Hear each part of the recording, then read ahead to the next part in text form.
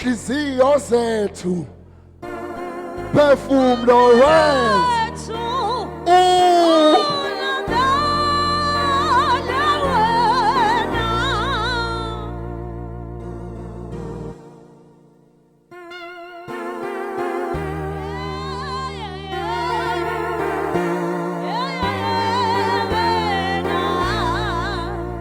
inhliziyo zethu phefumlo ulamela wethu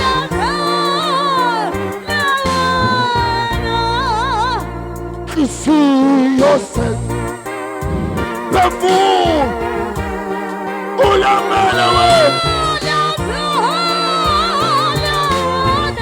inhliziyo zethu phefumlo wethu